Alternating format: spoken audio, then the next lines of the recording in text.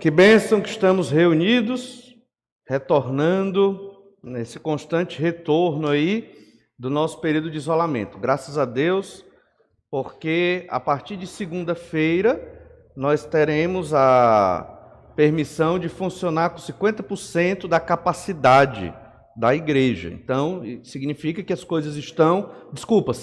50 é hoje, né? 100% da capacidade. Significa que as coisas já estão melhorando, pelo menos é o que se acredita. Então, continuemos orando, sabemos que ainda existe, né, o risco de contaminação, mas continuemos orando e sabendo que podemos vir aos cultos em legalidade, sem nenhum tipo de problema. Avisando também aos irmãos que domingo que vem nós faremos uma assembleia para os que são membros da igreja, devem vir, se puderem, obviamente, porque temos já muitos assuntos a tratar. E domingo que vem teremos assembleia nesse horário de 9 da manhã. Lembrem-se que no novo estatuto, não atingindo o quórum mínimo, meia hora depois nós podemos fazer as votações com o quórum presente.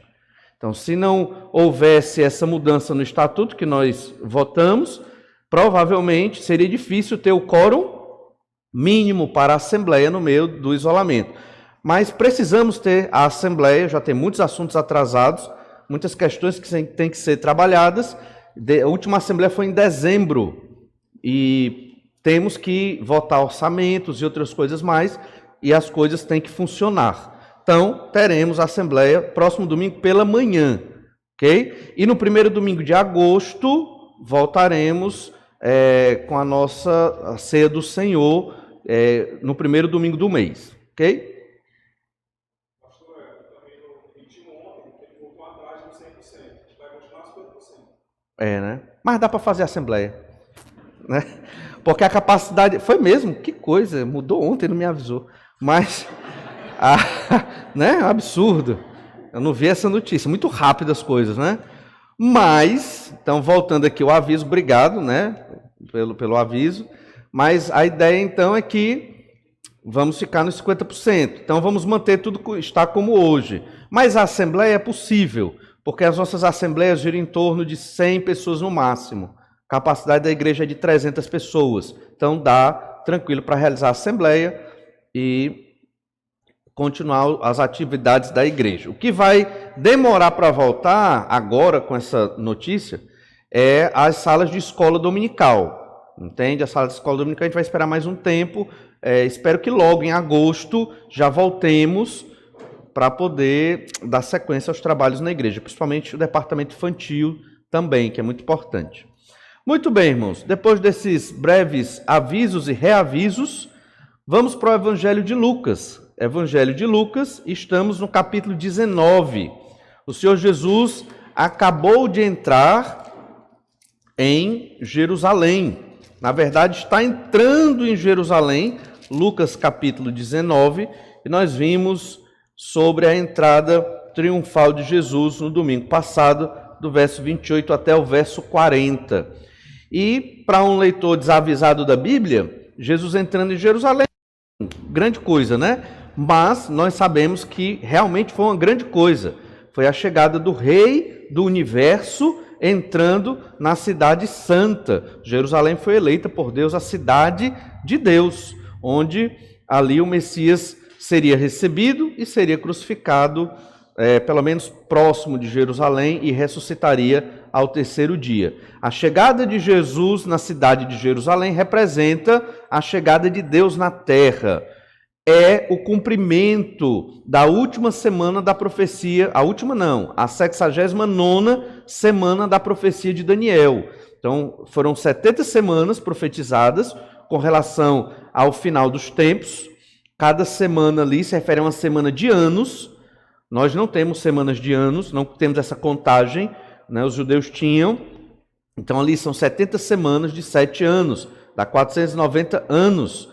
Então, da ordem para reconstruir Jerusalém, lá em Neemias, no ano 445 aproximadamente, até a morte do ungido, que é exatamente na semana que Jesus entra em Jerusalém, dá exatamente 69 semanas de anos, ou seja, 483 anos.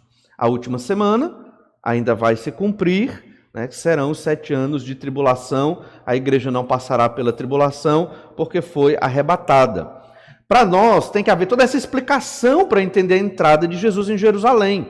Mas os judeus sabiam disso porque eles conheciam as profecias, era isso que eles estudavam, era isso que estava na cultura judaica muito enraizado. Então, eles tinham esse entendimento de quando o Messias chegaria, e que quando o Messias chegasse, era um grande sinal de que o reino de Deus estava próximo. Jesus, então, inicia o reino de Deus na terra, ainda no aspecto espiritual, tanto que o Espírito de Deus habita em nós, como o pastor Jaime colocou hoje pela manhã, somos o templo do Espírito Santo de Deus, Deus age através de nós. Isso significa que do Antigo Testamento para o Novo, houve mais intimidade entre o povo da Velha Aliança e nós hoje. Deus é mais íntimo de nós, porque Jesus chegou, morreu na cruz e o Espírito habita em nós. Mais na frente, Deus mesmo estará com os homens, não haverá a distância que existe hoje. Nós estaremos de maneira mais íntima ainda na presença de Deus. Jesus mesmo estará conosco, vivendo nesta terra, uma terra transformada, o chamado novo céu e nova terra. Então perceba que há uma progressão de intimidade com Deus ao longo da revelação da Escritura. Na Velha Aliança, Deus era mais distante.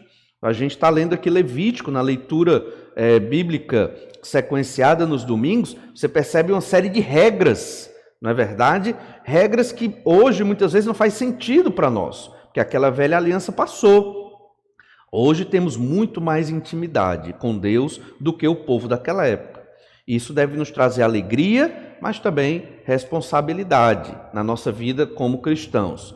Isso tudo o Senhor Jesus conquistou na cruz por nós. Então, lembremos, Lucas 19, do 28 ao 40, o rei chegou, entrou em Jerusalém para estabelecer paz, não para vir em guerra. Na segunda vinda, Jesus virá de modo diferente, virá realmente para implantar o reino de Deus na terra, consumá-lo definitivamente, e aí haverá batalha, haverão mortos, haverão os condenados, porque Jesus estabelecerá a justiça de Deus plena, e depois disso não haverá mais pecado aqui nesta terra. Então, Jesus entrando em Jerusalém, acontece um fato inusitado, que não era típico de Jesus. Poucas vezes aconteceu isso com o Senhor Jesus Cristo. Olha então, do verso 41 ao 44, Jesus está entrando em Jerusalém, ele viu a cidade. Qual a reação de Jesus? Quando ia chegando, vendo a cidade, chorou e dizia: ah, se conheceras por ti mesmo ainda hoje o que é devido à paz.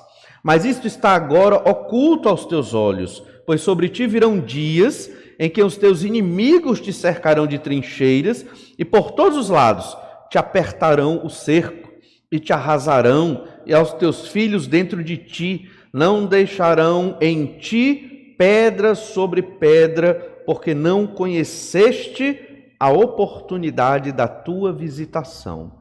Jesus, quando ia entrando em Jerusalém, vendo a cidade, vendo o templo, vendo ali o povo judeu, em vez de se alegrar, lembre-se, o povo estava cantando, né? Hosana a Deus nas maiores alturas ali, louvando, bendito que vem em nome do Senhor, melhor dizendo, reconhecendo Jesus como o Messias, alguns de modo sincero, muitos somente da boca para fora. Jesus deveria se alegrar. Acredito que em algum momento sim, mas nesse momento específico, entrando em Jerusalém, Jesus chora. E dentro desse texto, nós devemos aprender com o Senhor Jesus, aprender também a chorar pelos perdidos, porque foi isso que Jesus fez. Jesus chorou porque viu a desgraça de Jerusalém. E Jerusalém aqui não é só a cidade, mas as pessoas ali, os judeus, que conheciam a Bíblia, que conheciam a profecia de Daniel das 70 semanas, está lá em Daniel 9, eles estavam perdidos. eram conhecedores da Escritura, das promessas sobre o Messias, mas estavam longe de Deus. Conhecer a Bíblia é muito importante, mas se não tivermos esse conhecimento aplicado à nossa vida, à nossa mente, emoções, ao nosso espírito, se torna um conhecimento intelectual vazio. Para o judeu era um conhecimento cultural, religioso, mas não fazia transformação na vida deles. Por quê? Porque estavam longe de Deus. Fariseus, escribas, saduceus conheciam muito bem o Antigo Testamento, a Bíblia que eles tinham. No entanto, era um conhecimento meio que improdutivo, porque eles utilizavam a Escritura para propósitos errados, não era para a glória de Deus, era para poder próprio, era para crescer no meio de uma sociedade religiosa. Isso acontece no Brasil, né? Quantos usam a Bíblia para enriquecimento próprio? Pessoas que se dizem evangélicas, crentes, alguns que se intitulam pastores, bispos e até apóstolos. Sabemos que não pode ter apóstolo hoje, mas a pretexto de seus próprios interesses. Certamente não era isso que Jesus queria. Então temos que entender o que Jesus passou aqui. O Senhor Jesus chorou pelos perdidos. Nós temos que aprender a chorar pelos perdidos também. E essa ideia que nós observamos nesses versículos, nós queremos desenvolver em pelo menos alguns 3 aspectos. O primeiro deles é que o amor pelos perdidos, devemos amar os perdidos porque eles não enxergam a Deus. Para entendermos esse amor de Jesus, devemos compreender que estes perdidos, eles não enxergam a Deus. Então, por isso que o nome é perdido.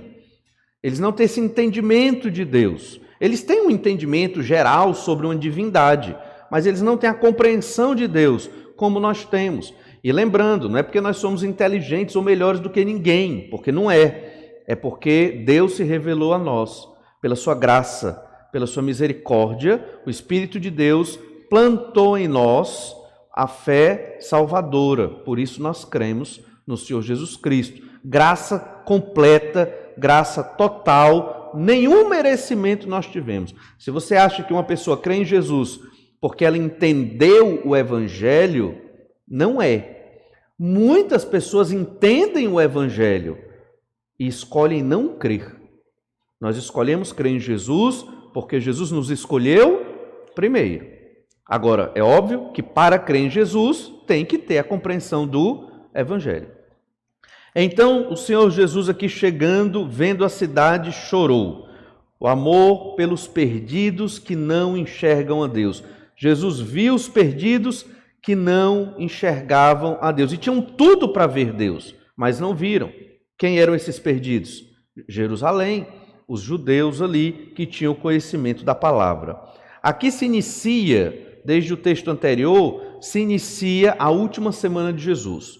O Senhor Jesus vem anunciando ao longo dos evangelhos, já falamos isso várias vezes, a intenção de ir a Jerusalém para morrer na cruz. O Senhor Jesus sabia a sua missão principal, sabia o que o aguardava em Jerusalém, ele tinha esse entendimento e ele não recuou, ele foi. Esta era a vontade de Deus para Jesus e ele foi. Ele poderia ter chorado pelo o que ele ia sofrer ali, não é verdade? Jesus ia ser crucificado, ia ser o povo que o recebia, seria o mesmo, ou quase o mesmo povo que o crucificaria, clamou para que Jesus fosse crucificado. Jesus podia ter chorado por isso, mas não. O Senhor Jesus chorou por aquilo que nós devemos chorar. E é uma verdade que choramos por muitas coisas. E eu não vou aqui dizer o que é que você deve chorar, o que é que você não deve chorar. Na verdade, eu vou dizer pelo que é que você deve chorar. Pelos perdidos. E quando foi a última vez que nós nos comovemos e realmente choramos ou ficamos tristes ao olhar as almas perdidas? Um exercício que aqui a colar eu faço é ligar a TV e ver aquelas propagandas de shows. E tá lá todo mundo feliz, pulando, aí show não sei de quem, uma banda que vem né? Vai ser num estádio, muitas pessoas, e aí aparece a imagem, todo mundo pulando, aquelas propagandas, né? Desses shows. E quando você visualiza aquilo, você imagina, são pessoas que felizes, entre aspas, mas que na verdade estão no inferno. Se um daqueles morrer ali por uma fatalidade, inferno. Já pensou? E você pensa, todos aqueles jovens, saudáveis, que tinham tantas coisas boas para usufruir na vida junto com Deus, estão perdendo tempo naquele tipo de idolatria, de perversão, e todos os pecados reunidos ali num lugar só, e todos felizes, estão indo para o inferno. É de dar dó, realmente é triste. Ou então quando você vê pessoas, né, que têm tanto para apresentar, para contribuir, mas que ainda não creram no Senhor Jesus Cristo. Ontem eu pensei nisso, dá vontade até de dizer, olha, por que não crer? Dá vontade até de obrigar a pessoa a crer, mas você não pode, né? Por que não crer? Tem tudo, né? Só falta o principal, ou seja, não tem nada, né? E por que não creu no Senhor Jesus Cristo? Irmãos, não entendemos porque a conversão não é operada por nós, é o Espírito Santo que converte uma pessoa. Só podemos ficar tristes, temos que aprender a nos entristecer com aqueles que ainda não creram em Jesus. Isso nos ajuda, o exemplo de Cristo nos ajuda a sentirmos esta empatia pelas almas perdidas. Isso movimenta a obra missionária. Óbvio que a igreja ela não existe somente por causa da humanidade.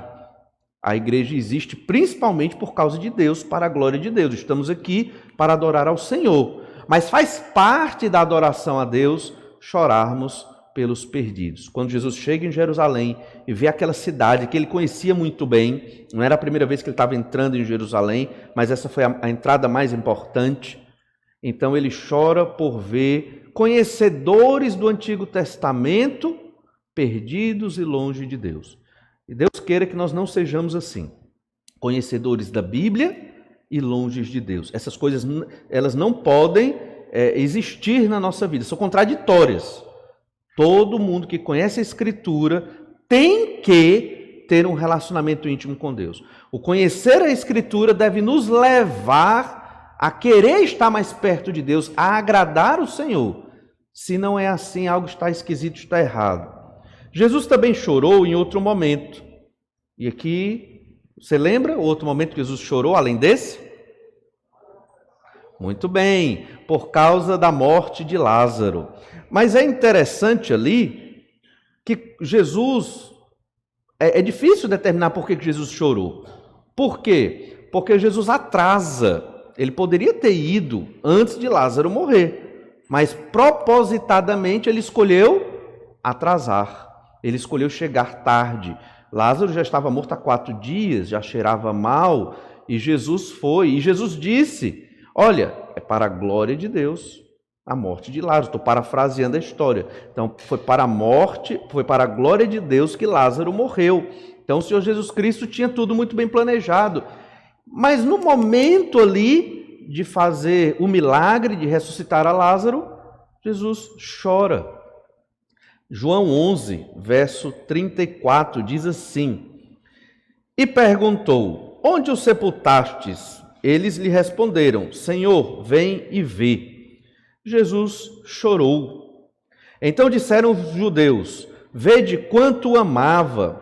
Mas alguns objetaram, não podia ele, que abriu os olhos ao cego, fazer que este não morresse? Então foi confuso, por que Jesus chora?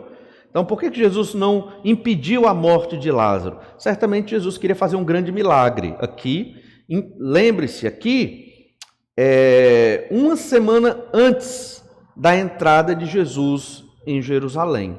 Esse milagre foi fundamental para que essa multidão de judeus, porque ele ressuscitou um morto, realmente morto há 4 dias, porque poderia haver aqueles problemas da pessoa morrer, mas não morrer mesmo, né? Parece que morreu, mas não morreu. Para nós hoje seria a catalepsia, mas naquela época poderia acontecer uma falsa morte, digamos assim, e eles tinham entendimento desses embustes na antiguidade. Mas o fato é que 4 dias E já sepultado, esse morreu mesmo. E Jesus foi lá e ressuscitou. Então isso trouxe as multidões para quando Jesus fosse entrar em Jerusalém, o que realmente aconteceu. Quando Jesus estava entrando em Jerusalém, muitos dos que seguiram Jesus até aquela entrada vieram motivados pelo milagre da ressurreição aqui de Lázaro. Capítulo 12 reforça isso também no versículo 1, João 12, 1. Mas então por que Jesus chorou aqui? Como eu disse, é difícil entender, mas muito provavelmente o Senhor Jesus teve esta emoção, porque ele teve que trazer Lázaro de volta para esta terra de pecadores. Para nós, a morte é um negócio triste. Se alguém perguntar aqui, quem quer morrer, né? Talvez ninguém queira. Cantamos uma música sobre morte hoje. Quem quer morrer hoje, digamos, uma oferta, chega o anjo aqui, quem quer ir logo hoje? Vamos lá. Quem quer? Eu acredito que vai ser difícil, que alguém chegar e, opa, me leve logo, né, que eu quero ir logo. Por que nós reagimos assim, mesmo crentes, mesmo salvos? Porque a morte não é uma coisa natural. Eu não estou condenando ninguém. Talvez eu mesmo não quisesse ir logo, não sei, vamos ver na hora, né? Mas o fato é que a morte é ruim, é antinatural para nós. Ela não é natural. Talvez você ache que a morte está na natureza, é natural do nosso ambiente. Não, não é. Ela entrou no mundo por conta do pecado. O natural é a vida. Era para nós vivermos por toda eternidade com Deus, né? E vamos viver, nós que cremos em Jesus. Quem não creu vai morrer por toda a eternidade longe de Deus, vai estar na morte. Mas o fato é que Jesus, ao ressuscitar Lázaro, seu amigo, ele tinha uma amizade muito próxima de Lázaro, o Senhor Jesus trouxe de volta aquele homem para o mundo dos pecadores.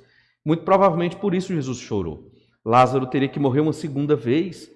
Isso não é interessante? E Lázaro sofreria ainda os efeitos do pecado aqui nesta terra. Então, ele teve essa emoção. O Senhor Jesus, ele chorou por questões espirituais. Às vezes choramos por conta de dívidas, choramos por conta de problemas, choramos porque não temos certas coisas, choramos por situações na nossa vida, por perdas de pessoas e às vezes até de coisas. Mas tente lembrar na sua mente se você tem chorado pelas questões espirituais, chorado pelos seus pecados, chorado pelos perdidos especificamente, chorado porque eu preciso ser mais fiel a Deus e não estou conseguindo, chorado porque eu quero agradar a Deus e ainda não consigo agradá-lo plenamente como deveria, como Deus merece ser agradado. Jesus aqui, ao entrar em Jerusalém, chorou pelos perdidos. Jesus falou muito sobre buscar o perdido. Essa é a missão fundamental, digamos assim, uma missão pragmática, prática da igreja, é ir atrás do perdido. A igreja tem outras missões também, adorar a Deus, é óbvio, tudo é adorar a Deus, tudo, cantar é adorar a Deus, vir à igreja é adorar a Deus, no seu trabalho você adora a Deus, e ao buscar o perdido você adora ao Senhor. Mas de modo específico, uma das missões mais difíceis que temos é buscar o perdido, é pregar o evangelho do reino do Senhor Jesus Cristo para aqueles que estão longe de Jesus. Essa missão nem todos os crentes gostam de fazer. Acham que é só para o seminarista, o missionário, o pastor, quando na verdade a igreja é o missionário de Deus, como Israel era o missionário no Antigo Testamento. E a igreja somos cada um de nós. A igreja não é uma massa amorfa de pessoas. A igreja tem rostos. Eu, você, todos aqui que cremos em Jesus, somos a igreja de Jesus. E todos nós temos que proclamar o evangelho do reino no nosso círculo social. Família, trabalho, amigos, e certamente sabemos disso, que nós seremos perseguidos. O Senhor Jesus chorou porque viu os perdidos ali em Jerusalém. Olhe Lucas capítulo 15, versículo 1 e 2, o quanto Jesus falou sobre os perdidos. Aproximavam-se de Jesus todos os publicanos e pecadores para o ouvir, e murmuravam os fariseus e os escribas, dizendo: este recebe pecadores e come com eles. Olha, Jesus no meio dos pecadores, publicanos, que eram os traidores, cobradores de impostos, os pecadores aqui representando prostitutas, representando bandidos talvez.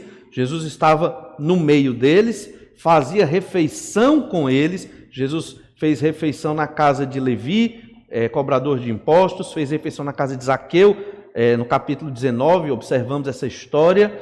Jesus andava com pessoas que eram desprezadas pelo povo.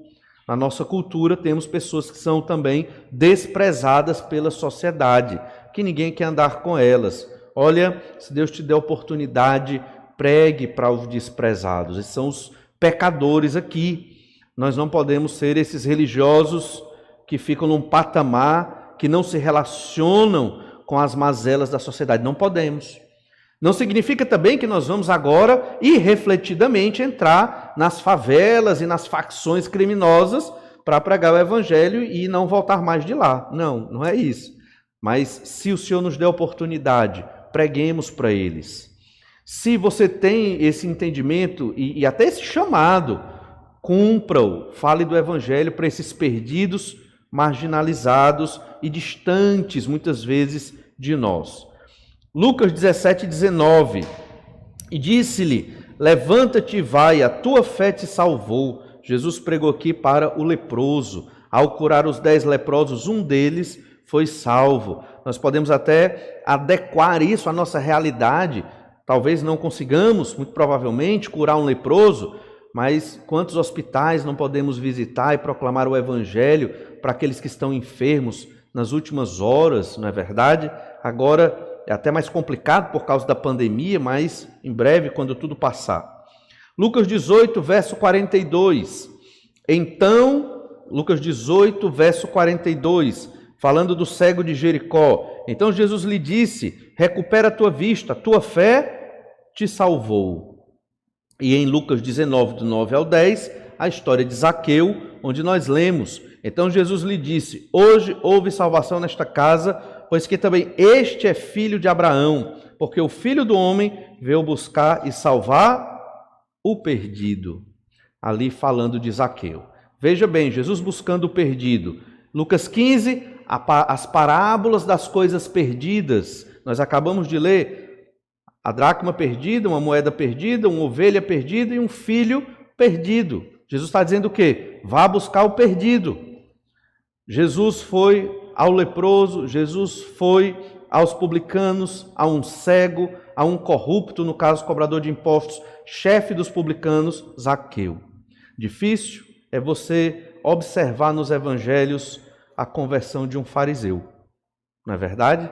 Muito provavelmente Nicodemos, tenha se convertido. Sabemos que homens ricos também se converteram, como José de Arimateia, que cedeu o sepulcro a Jesus, mas a ênfase nos evangelhos são nessas pessoas, porque nós temos que buscar o perdido.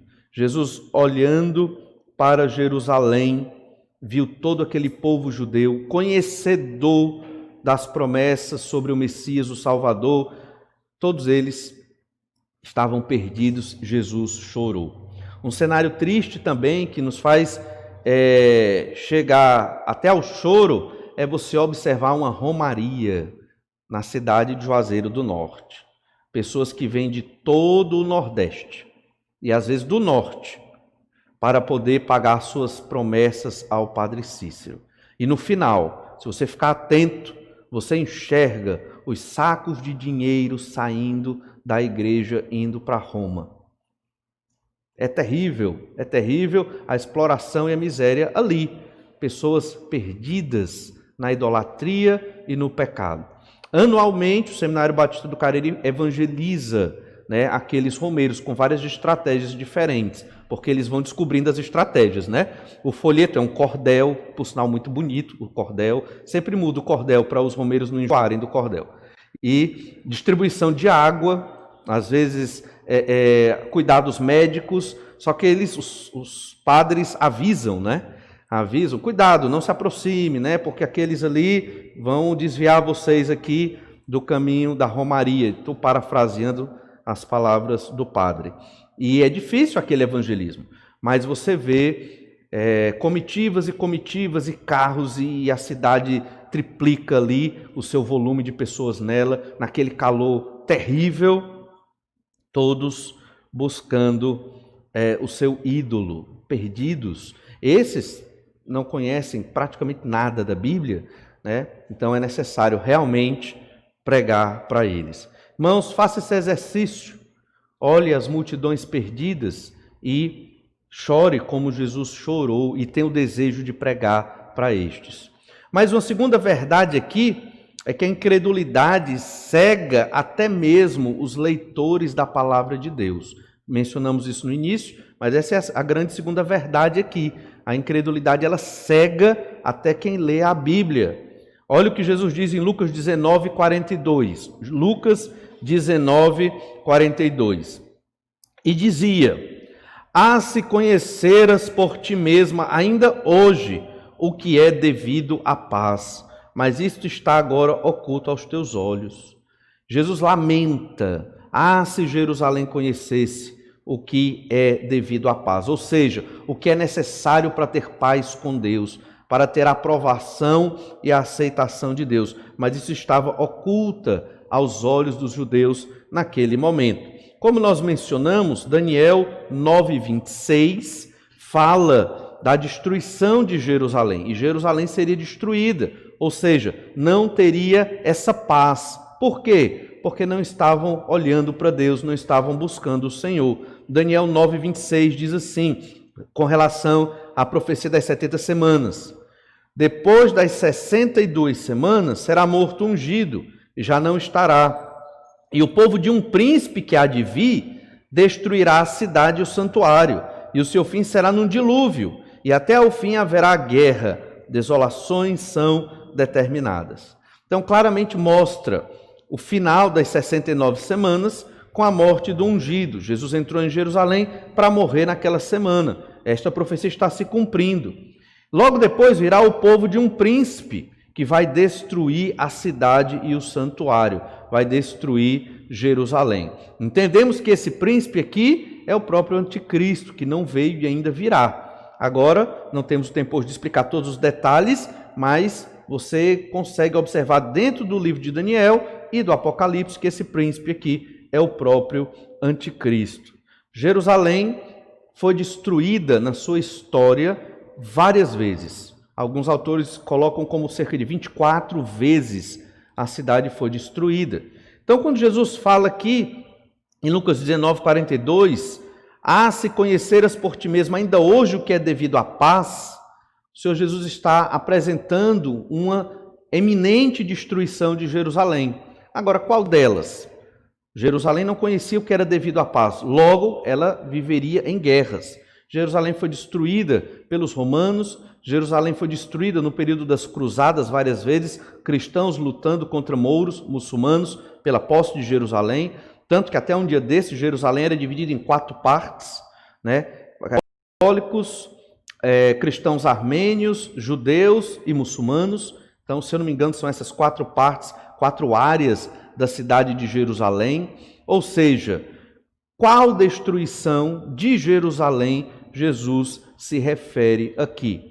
Muito provavelmente, como ele está entrando em Jerusalém e cumprindo a profecia do final das 69 semanas, certamente Jesus se refere à destruição final desta cidade, a última destruição de Jerusalém, ou seja, pelas mãos do anticristo.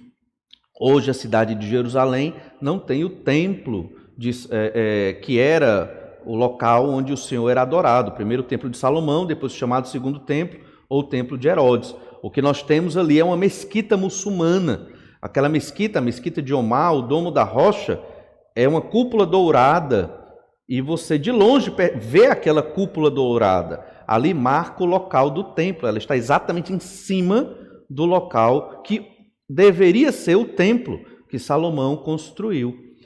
Então, a gente tem uma noção de como está ainda distante esse momento chegar, porque para Jerusalém ser destruída, como diz Daniel 9:26, e o santuário ser destruído também, é necessário haver um novo templo. E nós cremos que em breve será reconstruído esse templo. Acredita-se até, isso aqui é especulação, que um dos trabalhos do anticristo será a negociação daquele terreno do templo para os judeus em troca da paz entre Israel e palestinos, árabes. Mas isso é especulação, não está na Bíblia, mas pode ser que aconteça assim. O Senhor Jesus falou então aqui profeticamente da destruição futura de Jerusalém. E várias foram as destruições de Jerusalém. A mais próxima de Jesus foi no ano 70 depois de Cristo, pelo general Tito, general romano, que invadiu Jerusalém e destruiu ali numa luta, embate contra os judeus. Olhe Lucas capítulo 21, versículos 5 e 6, mostrando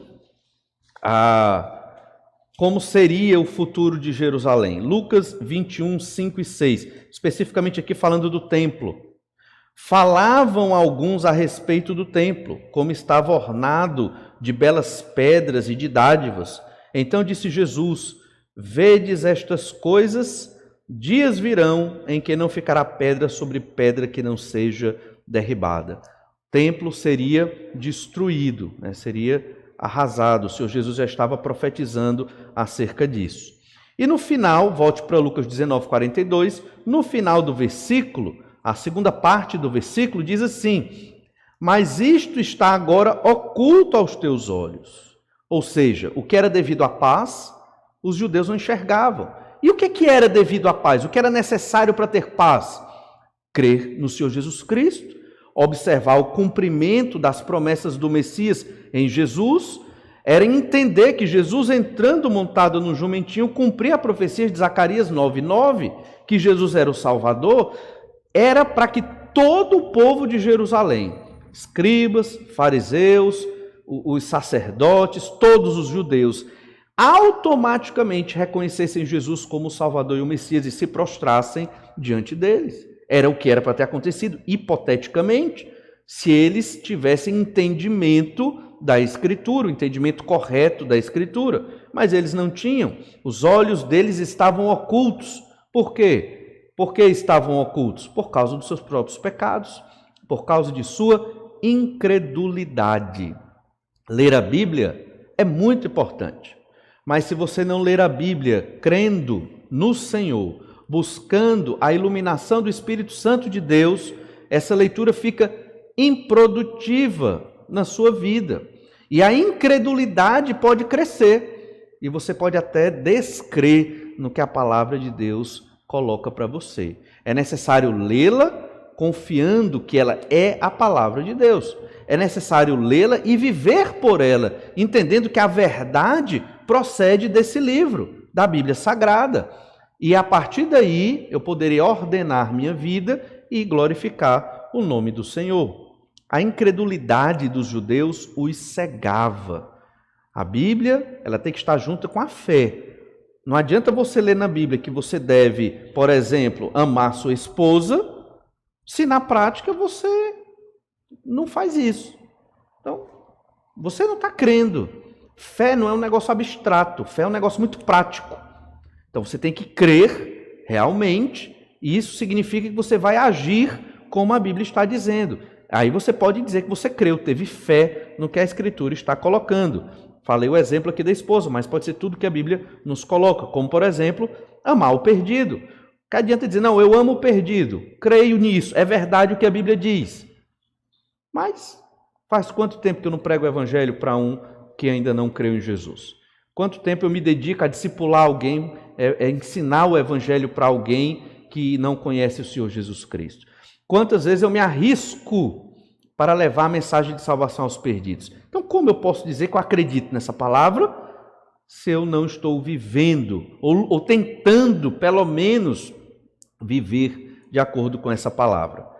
Lucas, capítulo 11, do verso 47 em diante, mostra o tamanho da incredulidade dos judeus, o que cegava-os para entender quem Jesus era, Jesus entrando ali em Jerusalém. Lucas 11, 47 diz: ai de vós, porque edificais os túmulos dos profetas que vossos pais assassinaram. Assim sois testemunhas e aprovais com cumplicidade as obras dos vossos pais, porque eles mataram os profetas, e vós lhes edificais os túmulos.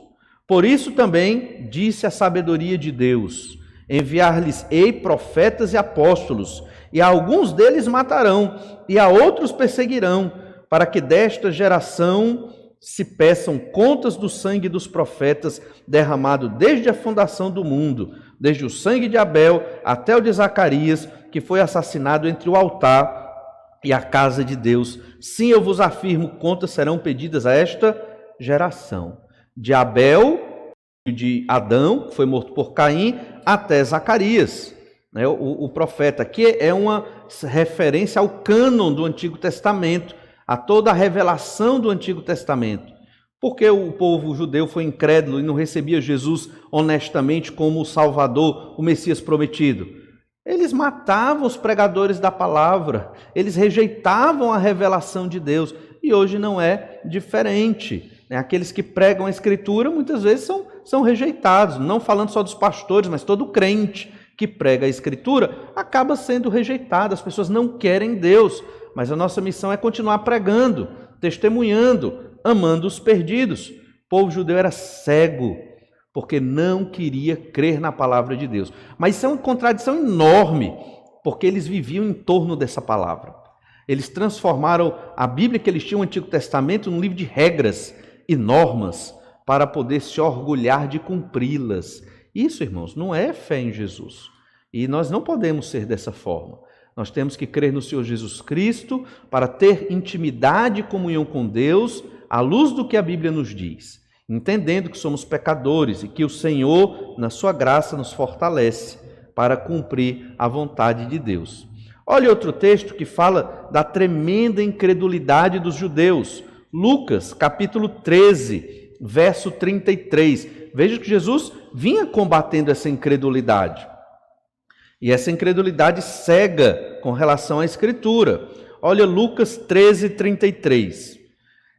Importa, contudo, caminhar hoje, amanhã e depois, porque não se espera que um profeta morra fora de Jerusalém.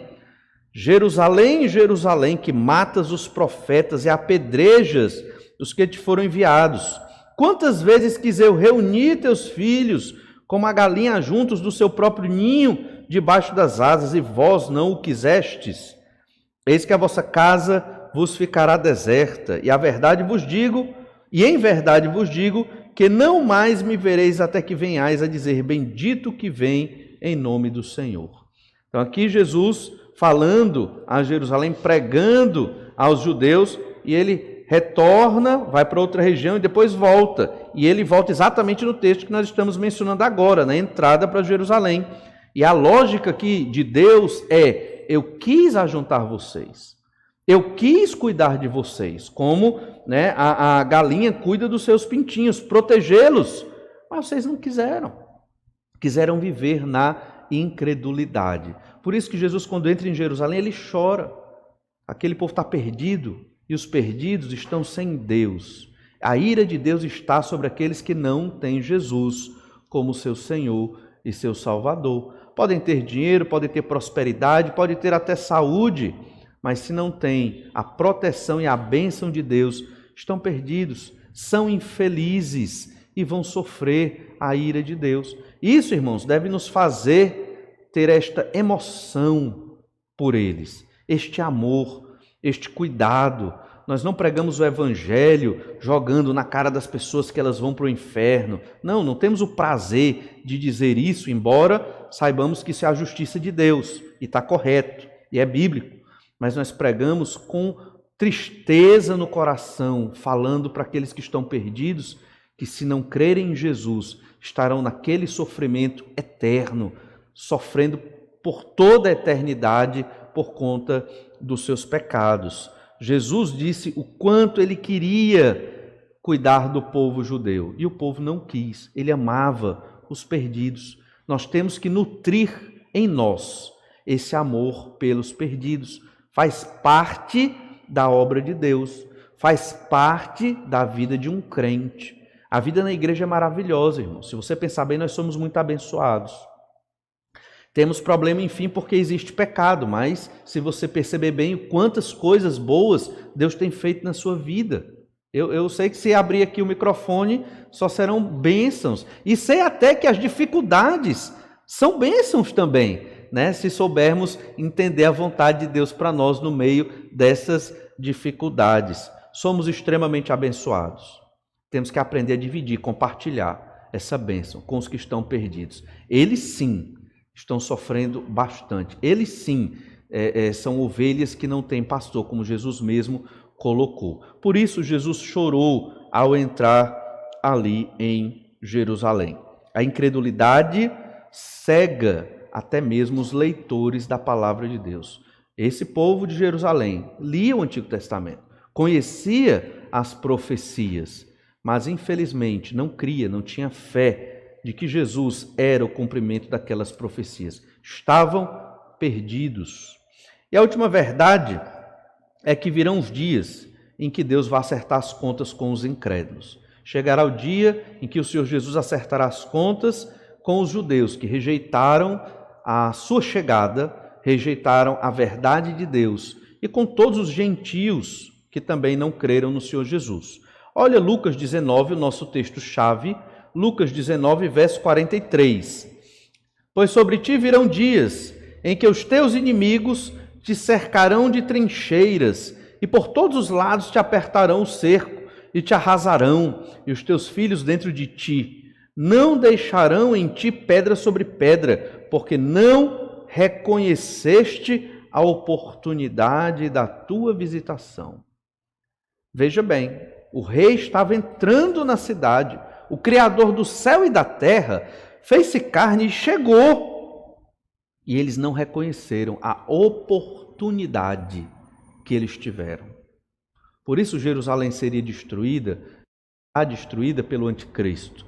Por isso todos aqueles que não creram em Jesus, judeus e gentios, serão julgados e condenados, porque não reconheceram a oportunidade da visitação de Jesus, o Senhor. Especificamente, naquele momento, Jesus entrando em Jerusalém.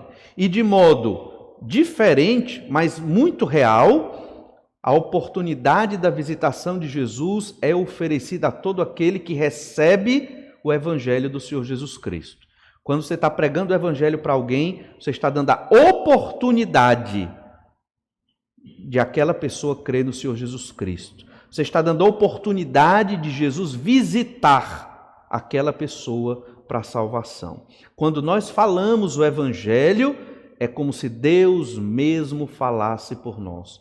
Você percebe a importância que nós temos aqui nesta terra, a importância da Igreja de Jesus. Não estou falando da Igreja Batista, nem da denominação Batista Regular, nem da instituição Igreja Batista Manancial. Estou falando da Igreja, os crentes em Jesus.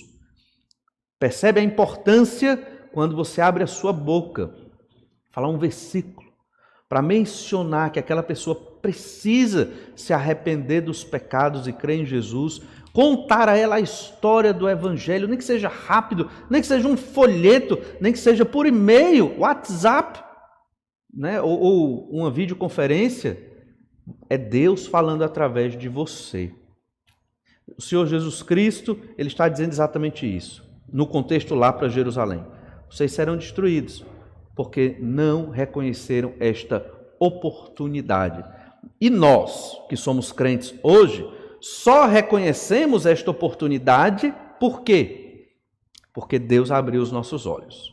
Se Deus mesmo, o Espírito Santo de Deus, não abrisse os nossos olhos, nós também não reconheceríamos Jesus como nosso Senhor e Salvador, porque não tinha nada de bom em nós que nos levasse a fazer isso. Para entender bem o que Jesus está falando aqui, em Lucas 19, 43 e 44, olhe o Salmo 122. Os salmos falam do rei Messias, o rei Messias que viria. Olha o Salmo 122, verso 1. Diz assim: Cântico de romagem de Davi. Alegrei-me quando me disseram, vamos à casa do Senhor. Pararam os nossos pés junto às tuas portas, ó Jerusalém. Jerusalém, que estás construída como cidade compacta, para onde sobem as tribos do Senhor, como convém a Israel, para renderem graças ao nome do Senhor. Lá estão os tronos de justiça, os tronos da casa de Davi. Orai pela paz de Jerusalém. Sejam prósperos os que te amam. Reine paz dentro de teus muros e prosperidade nos teus palácios. Por amor dos meus irmãos e amigos, eu peço, haja paz em ti. Por amor da casa do Senhor nosso Deus, buscarei o teu bem. Essa era a visão de Jerusalém no Antigo Testamento. Por quê? Ninguém queria idolatrar a cidade, não era isso. Mas é porque de Jerusalém deveria, na história dos reis de Israel, a gente sabe que nem sempre isso aconteceu, mas de Jerusalém deveria sair a palavra de Deus para todas as nações do mundo antigo. De Jerusalém viria o Messias. De Jerusalém saiu o quê? A palavra de Deus, escrita pelos servos do Senhor. Não estou dizendo que era exatamente na cidade, mas a cidade representava isso. A cidade representava o culto ao Deus Criador do universo, a adoração ao Senhor.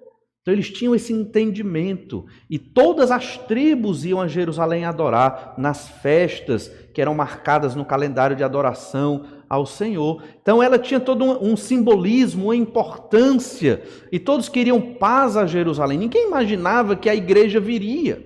Eles não tinham esse entendimento na época de que a igreja surgiria. Eles tinham o entendimento de que Jerusalém expandiria a palavra do Senhor, a adoração a Deus, a todas as nações, até a chegada do Messias. E o Messias julgaria aqueles que creram no Senhor. Era assim que funcionava na antiguidade. No entanto, soberba subiu ao coração dos judeus. Eles se acharam um povo escolhido. E era, em um certo sentido, o povo escolhido que proclamaria a mensagem de Deus, mas achavam que eles poderiam viver em pecados e nada aconteceria. Eles fizeram como muitos evangélicos fazem hoje.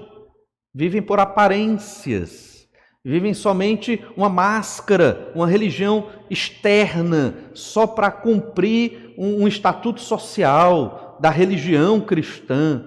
E não é isso que o Senhor requer de nós. É muito mais, obviamente não é só a casca, o coração tem que estar transformado, apesar de sermos pecadores. O Salmo 79, verso 1 diz assim: Salmo de Asaf. Ó Deus, as nações invadiram a tua herança, profanaram o teu santo templo, reduziram Jerusalém a um montão de ruínas, deram os cadáveres dos teus servos por cibo às aves dos céus e a carne dos teus santos às feras da terra. Derramaram como água o sangue deles ao redor de Jerusalém e não houve quem lhes desse sepultura. Jerusalém já foi destruída no Antigo Testamento algumas vezes. Por quê? Por causa da sua incredulidade, porque não ouviram ao Senhor, porque viveram em idolatria. E o que é que o Senhor fez? Mandou destruição. O Senhor nosso Deus, Ele é amor, graça, misericórdia e plena bondade, mas quando o pecado cresce demais, o Senhor, Ele envia o seu juízo. Foi o que aconteceu com Jerusalém. Mesmo Jerusalém sendo essa cidade de Deus, de onde viriam as bênçãos do Senhor, ela não estava imune ao juízo do Senhor nosso Deus. Não nos enganemos, irmãos. Mesmo sabendo que somos crentes e que o Senhor nos ama, enviou Jesus para morrer na cruz pelos nossos pecados, não podemos achar que somos intocáveis e que somos pessoas perfeitas e que não temos falhas. Temos que ter cuidado com isso, porque isso está muito perto de nós e podemos acabar nos enganando e caindo ali no mesmo erro. Jeremias fala da destruição de Jerusalém no cativeiro babilônico e como Deus foi rígido com essa cidade porque rejeitou a revelação de Deus, rejeitou a fé no Senhor e seguiu aos ídolos. Por fim, tem um elemento muito importante no final do verso 44, Lucas 19, 44. Diz assim: não deixarão em ti pedra sobre pedra, porque não reconheceste a oportunidade da tua visitação. Temos que reconhecer que Jesus chegou. Nós, crentes, reconhecemos isso. temos que reconhecer que ele foi a Jerusalém morrer numa cruz pelos nossos pecados. Ressuscitou, subiu ao céu ao terceiro dia e que hoje reina como soberano sobre o universo. Cada culto que nós prestamos aqui não é entretenimento, não é para cumprir uma agenda, um cronograma religioso. Cada culto que nós prestamos aqui, você tem que ter esse entendimento, você que é crente. Cada culto que nós prestamos é para honrar e glorificar o nome do Senhor. Imagine na sua mente, quando você estiver cantando, orando, meditando no texto bíblico, imagine na sua mente o trono de Deus. E todos nós aqui diante do trono do Senhor. Porque esta é a realidade. Aqui é o reino de Deus, mas aqui a gente não está vendo o rei sentado no trono. O reino está entre nós, dentro de nós, de modo espiritual ainda. Em breve, quando Jesus voltar, estaremos diante do Rei por toda a eternidade. No Antigo Testamento, fala de um homem muito sábio que ele soube reconhecer a visitação de Deus. E é exatamente o final do livro de Gênesis. Gênesis capítulo 50, verso 24, praticamente os últimos versículos do livro de Gênesis, Gênesis 50, verso 24, final da história de José. Este homem é José filho de Jacó, José do Egito. A história de José começa em Gênesis 37, quando ele tinha 17 anos de idade. E aqui ele já está bem mais experiente, Jacó já morrera. E olha a preocupação de José. Gênesis 50, 24. Disse José a seus irmãos: eu morro, porém Deus certamente vos visitará e vos fará subir desta terra para a terra que jurou a dar a Abraão, Isaque e Jacó. Percebe a fé de José? Por que José foi tão sábio no meio do sofrimento? Porque ele cria na palavra de Deus. E tinha Bíblia naquela época, é o livro de Gênesis. Deus já falava ao seu povo. Haviam revelações de Deus que posteriormente foram registradas por Moisés. Especificamente José, ele teve 2 revelações de Deus, 2 sonhos. E ele cria naqueles sonhos. Mas ele não achava que é porque ele era o bom, o melhor. Não, ele sabia que Deus o usaria para a preservação do povo judeu. Para que preservar o povo judeu? Porque do povo judeu viria o Messias, o descendente, o Salvador. Desde aquela época, José sabia que viria este descendente que nasceria de uma mulher e que morreria, não sabia todos os detalhes naquele momento, mas que morreria, se sacrificaria para salvar alguns que crescem nele. E ele entendia que esse homem seria descendente de Abraão, de Isaque e de Jacó. E que a vinda do Messias estava ligada às promessas que Deus fez a Abraão. Lá em Gênesis 12, José sabia. Ele já cria no Messias, no Senhor Jesus, sem saber que o nome dele seria Jesus. Por isso José, ao morrer, ele disse: certamente Deus vos visitará e vai cumprir a promessa de dar a terra prometida a vocês, porque de lá virá o Messias. Não está escrito, mas quando você junta todas as informações, você percebe esta mensagem. Ele cria na visitação de Deus à terra, na pessoa do descendente prometido em Gênesis 3,15, o Messias, o Senhor Jesus. Olha o verso 25, Gênesis 50, 25. José fez jurar os filhos de Israel dizendo, isso aqui, lembre, José está morrendo. A preocupação de José na morte dele. E ele diz no verso 25, certamente Deus vos visitará e farei transportar os meus ossos daqui. Morreu José da idade de 110 anos. Embalsamaram-no e o puseram num caixão no Egito. Por que José queria que os ossos dele saíssem do Egito e fosse para a terra prometida, terra de Canaã, onde estaria a cidade de Jerusalém? Porque ele aguardava a ressurreição.